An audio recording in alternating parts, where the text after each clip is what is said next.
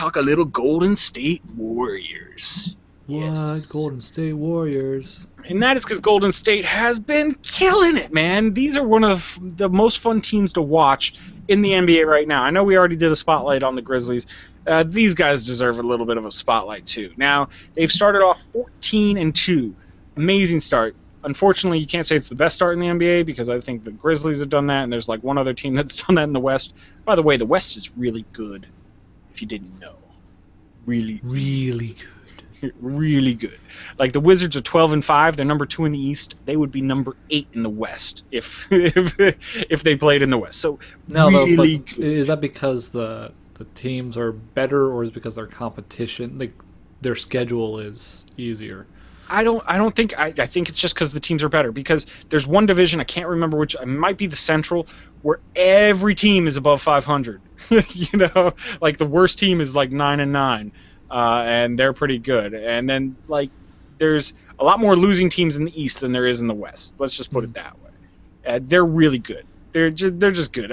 That's how they've been the past couple decades. Since Michael Jordan was a Bull, it's been almost West has dominated in terms of season records for their top 8 over the East. Now that's not always the case when you get to the championship game, but I digress. We're talking Golden State Warriors, and I really want to talk a little bit about Steph Curry. Now this is the guy who came out of Davidson, I believe. He was undersized. Nobody thought he could do it. I'm pointing at myself. I thought he would score like 40 points in the tournament games, but it was like, okay, he's another Jimmer Fredette, or I guess he's before Jimmer Fredette, but not a player that you thought, okay, he can't really create his own shot that well. He's undersized. He won't be able to play shooting guard in the NBA because he's only about 6'3". Will he make the transition to point guard?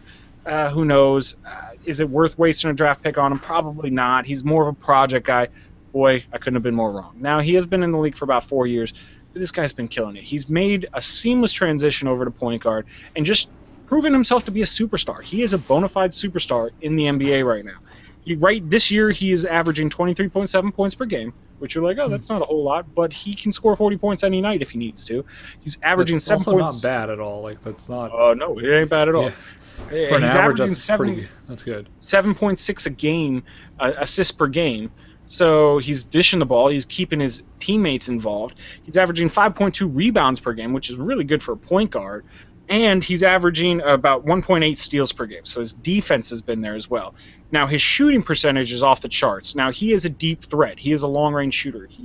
Usually, you only see 50% shooting percentages out of like the big men, like the Shaquille O'Neal, who don't stray too far away from the basket. He's shooting at a 49.5% clip from the field. And he's shooting about 40% from three-pointers. So he's knocking down all his shots almost. Like, if you had this guy take every shot of for your team, like, you'd score like 150 points a game. I mean, he's doing really, really well. Not only that, he's got a really, really good supporting cast behind him. You have Klay Thompson at shooting guard. That guy can hit the three from outside the building. He can score clutch points. Not as clutch as Steph, but he's still pretty clutch. Then you have David Lee. He's the garbage man. He's the guy who's cleaning up all the rebounds, hitting the offensive boards, playing tough defense. You have Andre Iguodala, not as quite of a high flyer as he used to be, but good defense as a small forward, and he can score the ball just as well as anybody. Then you have Andrew Bogut, the guy out of Utah, drafted by Milwaukee, #1, never panned out there, finally playing some good basketball when he's got a good team around him. You have Leandro Barbosa coming off the bench for point guard, awesome player. Harrison Barnes, Sean Livingston. I mean, a lot of these guys, even the bench guys, would start on most NBA teams, and I'm even including some Western Conference teams. So, I mean, they have a really, really solid lineup, and that's not to mention how good of a job Steve Kerr has done as the first-year head coach there in Golden State. Now, he did take off his headphones as the commentator for TNT, which I really enjoyed him there. I thought he was one of the best commentators in the league, and he stepped into the coaching role just flawlessly. I mean, just seamlessly, right in there. So this is a team that if you told me in June next year that they won the championship, I'd say, okay, makes sense. Doesn't surprise me at all. If you told me Steph Curry had, a bigger breakout year than he's already having, I'd say, yeah, okay. You said, hey, he hit the clutch three-pointer to win Game 6 that won them the championship series. Okay, makes sense. Does that no happen, surprise. often that a commentator turns into a coach? It seems to me, more likely for the other way around to happen. Like after the coach retires, whatever, he becomes commentator. I haven't heard of very many commentators becoming coaches, but it Yeah, kind of makes sense.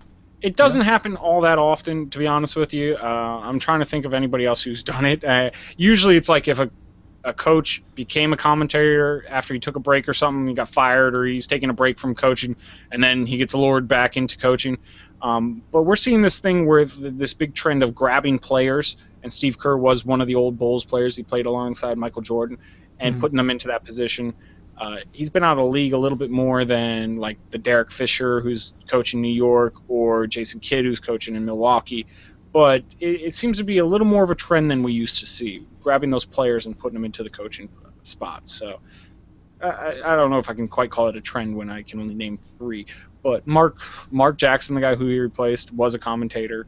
Then he was a coach. So I guess Golden State likes to do that. So, but I don't know. Let us know what you think. Is Golden State going all the way? Is Steph Curry a bona fide superstar, or am I just wrong about everything? Hit me up. Comments down below, of course. At What's My Face on Twitter, Google Plus, and Facebook. Always good ways of getting a hold of us.